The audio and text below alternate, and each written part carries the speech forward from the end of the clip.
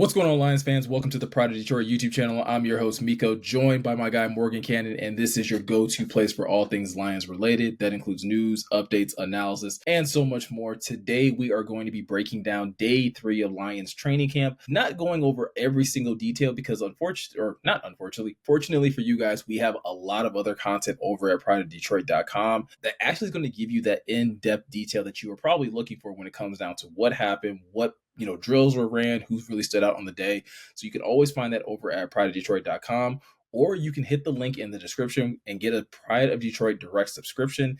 That gives you access to a video that Eric and Jeremy do right after all of these training camp practices. They break down everything in so much more detail. They go through injuries. They go through, offense, defense, who played really well in this specific drill. And you can get a lot of behind the scenes things that are happening at training camp. So again, it's a $50 a year subscription. Well worth your money if you are really one of those people that wants that in-depth analysis when it comes down to training camp. They also do a good job of creating other content as well, whether that's unique articles, or I think that's where we've also moved First Bite, which used to be a podcast that Jeremy and Ryan used to do every week.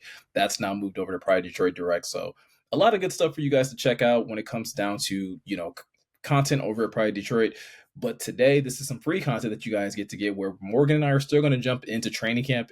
Day three, definitely, things were starting to pick up, right? Yeah, there's a lot to dive in today, and I can't recommend the POD Direct enough, guys. Especially if you're one of these detail obsessed Lions fans and you really want the nitty gritty. Jeremy and Eric are the best because they go there and they're just they split up. They're like, okay, you watch this, I watch this, and they're both very detail oriented themselves. So if that, honestly, these videos the next month make the whole thing worth it, if I'm honest with you. And then everything else is just gravy, and it's really good content. So be sure to click that, bro, because it's really good. And then Eric's observations on the site are always amazing too. Go ahead, bro. I was gonna say, have you ever seen Eric's notes from training camp? Oh yeah, they are hella detailed. So trust me, like I said, we both can vouch for it. It's well worth your money because both of those guys take extremely detailed notes. Yeah, man. When I covered practice, my notes were nothing compared to Eric's, and I'm a pretty, I try to look at everything too. Granted, they didn't do a ton at practice that day I was in there, but yeah, definitely worth it. And it ramped up today. Dan Campbell had to first, I think, his first instance of having to throw somebody out of practice, right, Miko, with Maurice Norris.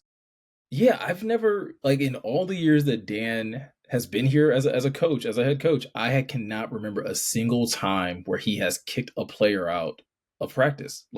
Not once. He's typically that old school minded coach that, hey, when things start to get ramped up, hey, we settle everything down. You want guys to be, fiery and passionate, and they typically move on to the next drill. And I think this is the first time I've ever heard of him kicking a player out, as well as just ending a drill flat out. Yeah, and it's interesting because we know Dan was a player, right? So he brings an interesting perspective.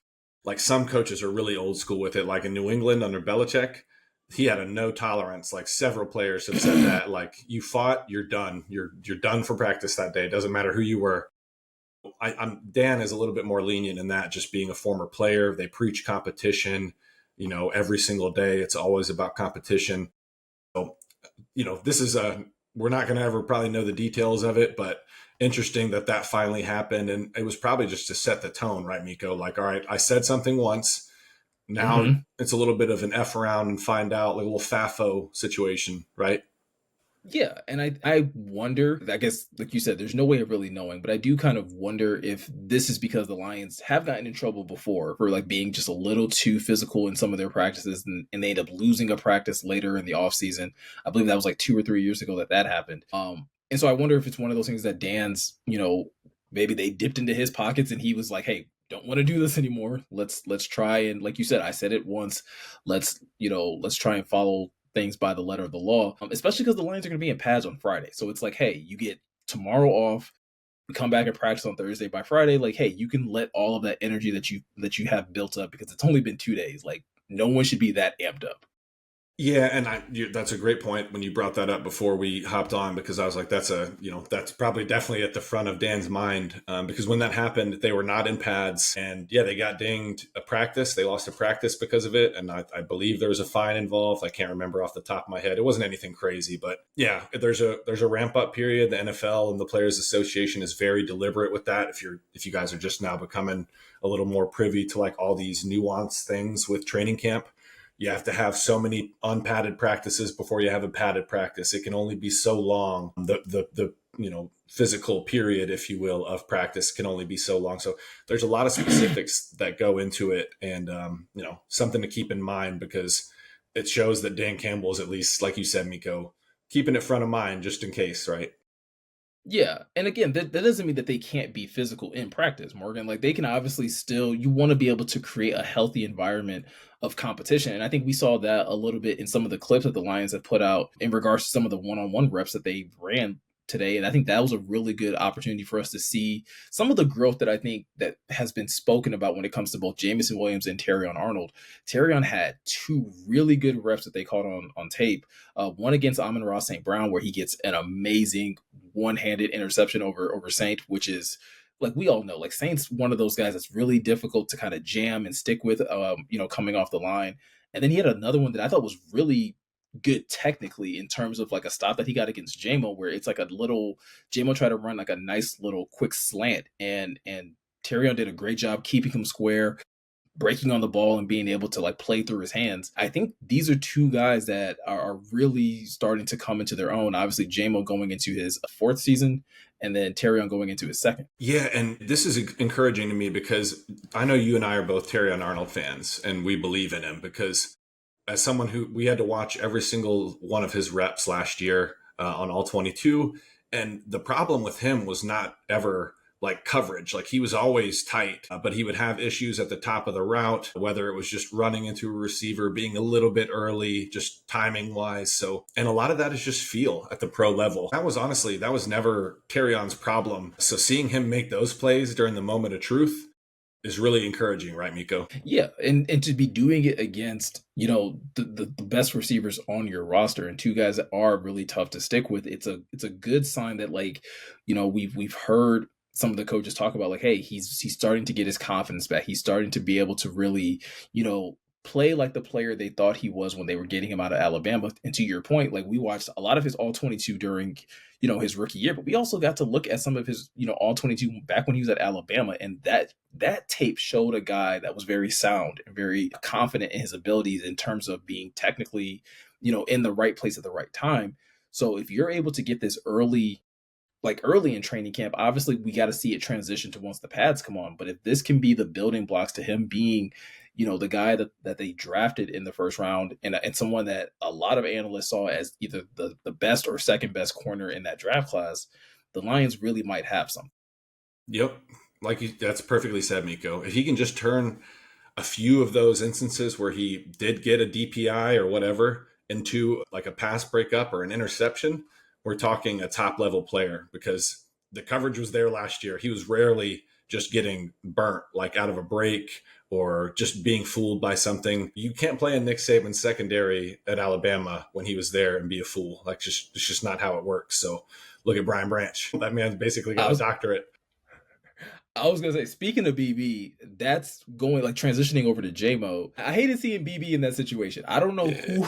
I don't know who asked for who. I don't know if BB asked for the smoke. I don't know if JMO asked for the smoke.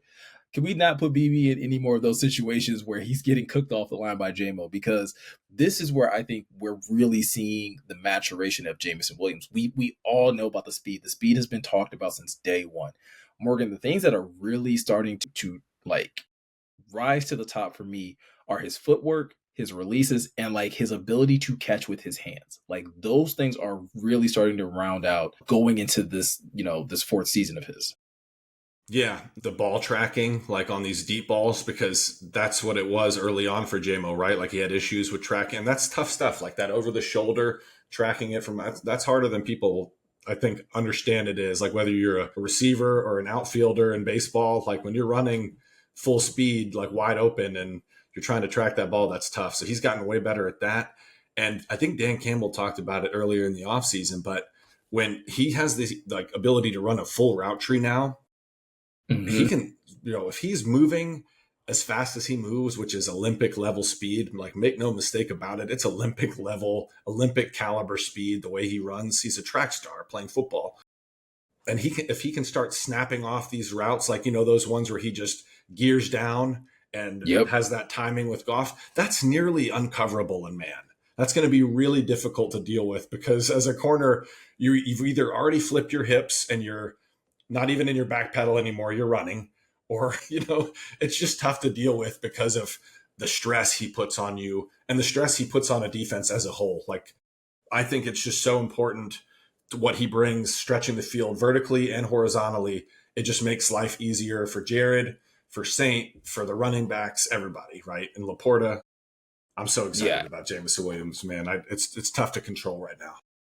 And I think it helps that he's going into the season with like no distractions, right? Like no Yeah. headlines, no pending suspensions or anything crazy like that. And he even talked about that during his media availability today, where it's just like, yeah, like I have no distractions, so I get to go out here and just Go. play football. And JMO's always been like high energy. Like him and Kirby are probably like easily the highest energy guys on the roster when it comes down to just like you just see their love for the game every minute they get to talk about it. But like even in today's media availability, like he's even more animated than he normally is. He's giving compliments to the defense, like literally like I hyping did up see that. Shep, hyping up the linebackers, hyping up like everybody. And it's like, this is a dude that a lot of people are putting a spotlight on him, and he's taking that opportunity to highlight others. I think we are starting to see that maturation. And I think if that translates to like Sundays and Mondays and Thursdays, the league is going to be in trouble, Morgan. Yes, they are. Because there's already an all like, and this is not to take anything away from Saint, and I hate to like, I want to always give Saint his flowers, but to me, like Mm-hmm. Saint is like moving into like Tim Duncan territory, right? Like where it's just it's you're not going to stop him. He's going to get what he wants. Like it's, like almost in like a basketball sense. You know what I'm saying? Like he can just Yeah. he can just make things happen. But then if he's Tim Duncan, then Jameson Williams is like Amari Stoudemire in his prime, bro. Like just this freak of an athlete. And I know I'm making basketball references, but I'm so excited for Jameson. And if like I 100% agree with you, if he can hone all this in for a full, hopefully 20 games, the league is going to be in a world of hurt, bro, because he's running the full route tree is impressive to me because he's always been a Yeah. burner, right? He's got that Yep. Ted Ginn speed, but now he can do all this. And he's the kind of cat that gets like, to your point about him being an awesome teammate, back when he got ejected for targeting on punt coverage, I was like, okay, I love this kid. I love him. Yeah. He's just a No, and I think football like player. to I'm gonna take like your analogy that you were starting with Saint and JMO, and I'm gonna kind of expand it, and I'm gonna take it to a different sport. I'm gonna take it to boxing because I think like when you look at boxing, like you have a Saint or even a David Montgomery, and like those are like your solid jabs, right? Like they're just gonna like a good boxer that has a really nice jab. That's where you get with those two. Maybe a Sam Laporta is a nice hook or things like that, but you got Gibbs and JMO, like that's that uppercut that you just like can't really Sleeps stop. You people. don't really see, and it sleeps people because you're getting peppered by the other things. You're getting hit with the jab. You're getting hit with an occasional hook or a cross here or there, and then that uppercut comes, and like you have no defense for it because they've worn you down with everything else. That's what this Lions offense is becoming, and no matter who you talk to, like within these first 3 days of training camp, whether it's Gibbs, whether it's Monty, whether it's JMO, like they've all had really good things to say about Johnny Moe as well in terms of just like, hey, he's getting a lot out of us. It's different. It's a different person, a different vision, but a lot of them seem to be excited about how they're being utilized. And I think JMO is going to be one of those guys that's going to benefit greatly from that. Yeah, and it's something Morton talked about early on in the when he first got hired. I want to say is when he would, was essentially talking about I want to get them the ball in places where it makes sense because that's really what it is. Like get JMO on those Mm-hmm. crossers where he can just erase angles, right? Where he's high stepping at the 30 and doing some stuff crossing the goal line that makes us laugh. Like I want that. And then for Jameer, like you said, that's another one I think that gets a lot like because he can strike like that too. 70 yards, boom. Okay, Yep. now the game's stupid. The Lions are up by 17, and stuff's going to be really tough now. Like those are the games that they get knocked out early. Like I remember that run against the Titans for Jameer last year. I was like, Yep. oh, okay, so that's what today's going to be like. That was pretty stupid. Or then JMO's one against Seattle. Yeah, The it's one of clowning. those things where like you see them just like piling it on, and you're just like, oh, this is a It's gonna team be that's going to be really tough to contend with. Like it's going to be a track meet out here when it comes down to offensively. yeah. Um, and I think like while as like all of that is happening in training camp, and there's a lot of other things. Like again, if you want a little bit more of the like some of the behind the scenes things that were happening, I definitely like suggest you go check out Eric's observation over on the website, or go subscribe to Pride Detroit Direct, where you get to like can literally sit there and listen and watch Jeremy and Eric break this down. But Morgan, I think another big piece of news that at least came out today that maybe has Lions fans a little like mixed in their feelings is the Alex Anzalone news. Like, so Alex Anzalone is at training camp. He's not currently practicing due to a hamstring injury, but this was his first time that he's gotten to speak to the media, I think for the first time this offseason altogether. And there's been a lot of speculation about Alex this offseason about maybe he's not happy with his contract. Maybe, maybe he'll hold out. Maybe he'll do this. Maybe he'll do that. Today was the first time the media got to talk to him, and he held nothing back for the most part. Like he was very honest and candid about the fact of feeling like, yeah, like he feels like he's due a new contract. He feels like he's underpaid. What were some of your, feelings or takeaways, from that media session with him? It's really Jeremy, I think, put it in Slack earlier, but it's really the first like known player like management disagreement since like the Tyrell Crosby thing. That was weird, and I still have That no was idea. very weird. Yeah. At the time, I don't know. That was a whole strange thing. But this is a little, I don't know. The tone was a little strange to me. Like I understand he's 31, but like we talked about it before, like they gave him that deal in what was it, 2022, 23? Yeah, 2020. Hold on, let me pull it up so I make sure I get it right. Yeah, No. you're good. But they 2023. Yeah. So they gave him that deal in 2023, gave him some guarantees, and at the time people were like, what are you doing? But honestly, he had exceeded my expectations from when they brought him from New Orleans. Dan was familiar with them, obviously, from their shared time with the Saints. He's played really well, and the Lions are objectively a better team with him on it. He can, shut down a team's opposing tight end. He's been really good against the run, been really healthy besides the broken forearm, right? That was just kind of a bang bang play and came back from it. So I understand his perspective, but you also have to understand the Lions if you're Anzalone's, in my opinion. Like, and I know I'm a fan, and like we're writers, content makers. Like we don't have the same perspective, and I realize that before someone says it in the comments. Like go get your money, man. I know he has kids. I get it. But at the same time, if you're Brad Holmes and Dan Campbell and the Lions, you're like, okay, we have Jack Campbell, who we drafted high and is, I think, on the precipice of being one of those dudes at the position. We gave Derek Barnes a nice little chunk of change, and I know he can play the Will as well as the Sam down near the line of scrimmage. He can do a lot of things. Is he as good as Anzalone in coverage? I don't know. So I'm torn, man. I don't really see how you can be the Lions and give him, how many years do you think he wants, I guess, Miko, is the question. And then I also share that Jack Campbell quote from Dan Campbell. Well, yeah, I was going to say, so to answer your first part, it's hard as far as the years go. I think that's where I get hung up. Like, I understand, Alex wanting a certain amount of money, and I'm going to at least maybe ignorantly believe that he doesn't think that he deserves top level money. Cause like, we're talking like 10 plus million. And I think that would be ridiculous for Alex to ask for at this stage in his career, despite him playing as well as you're talking about how he's played. But I do think it comes down to years. And I think in that situation, even if we're talking about $8-9 million a year, like you just gave Derek Barnes $9 million, and Jack's probably going to command a little bit more as a first round pick. Like he's probably going to command even more. You get a little bit of a buffer with that 6-year option, so you don't have to worry about signing him as soon. Fifth year option. Sorry, 5th year. Yeah, you're good.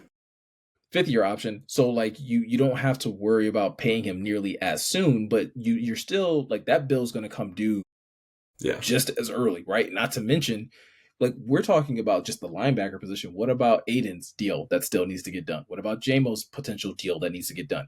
Jameer's deal, Sam Laporta. There's BB. a lot of young, right? BB. Yeah. There's a lot of young, talented guys on this roster.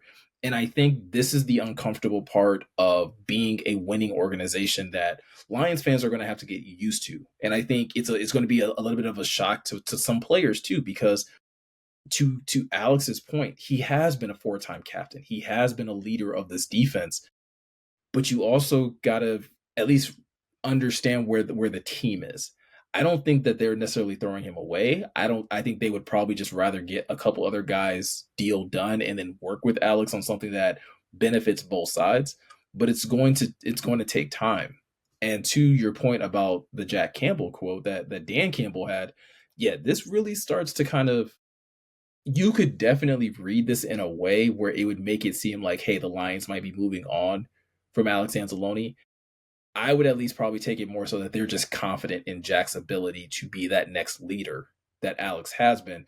And Dan basically said this on SiriusXM. I mean, this is his defense. I mean, he's taken ownership. He stepped in there and he's kind of set the tone for everybody. But when I mentioned the ability to get to a few more things and putting a lot more on our players, it really starts with him and Anzalone. And those guys, because they're such smart guys, and Barnes, they all kind of do multiple jobs and they're all smart, man. They understand it. But it starts with Jack. Jack can get us everything we need to. He makes things right, and if it's something, even if it's wrong, it's right. As long as we're on the same page, and that's what he does a great job of. That's what he does a great job of. Everybody's on the same page. Like, that's a glowing endorsement of Jack Campbell.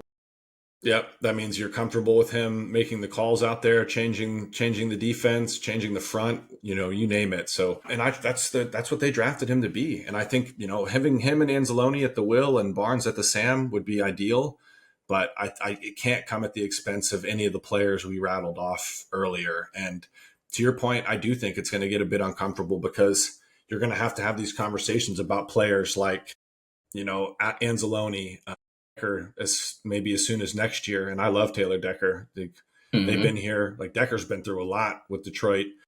Zalone came over for that 2021 year and everyone was saying he was terrible. I'm like, well, he was also playing in front of a really bad defensive line. And that makes life tough as a linebacker, like really, really tough. And I think Ryan Matthews made this point earlier too. I think Anzalone knows this is the defense for him. So I get wanting to retire here and play next to Jack Campbell and play in front of this front that features Aleem McNeil, Tyleek Williams, Aiden Hutchinson, all these cats, right? Mm-hmm. But to your point, it's almost like, dude, come on. Like, something's got to give, right? Yeah, exactly. If he's asking for 3 years, I can't do it, man. I think you could give him another year next year, commit the same pay scale, like 7-8 million.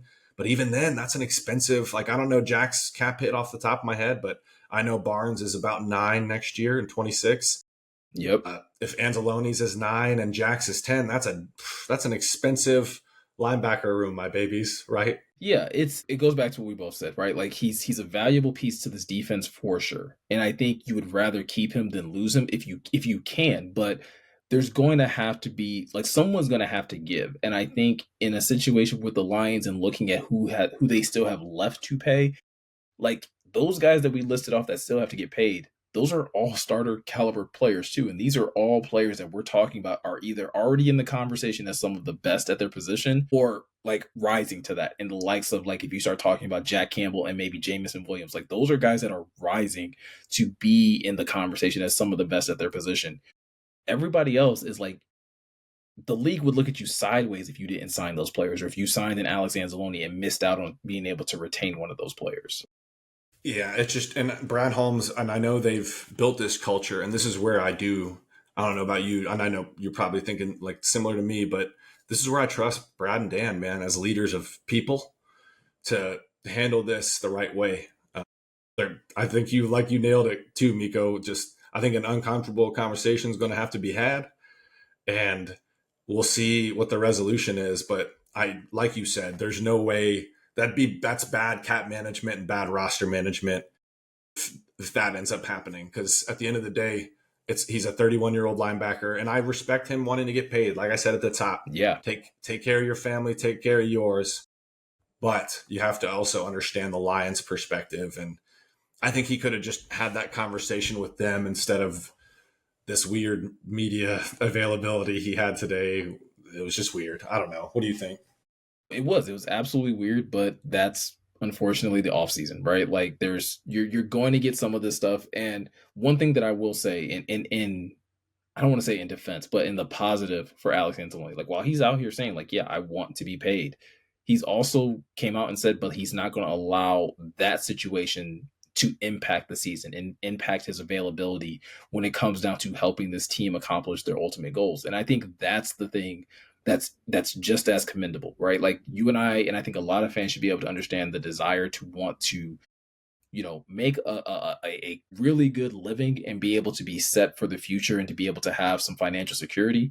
But it's also good to know that he still understands like, hey, this is a team game. And at the end of the day, when my team needs me most, I'm going to be there.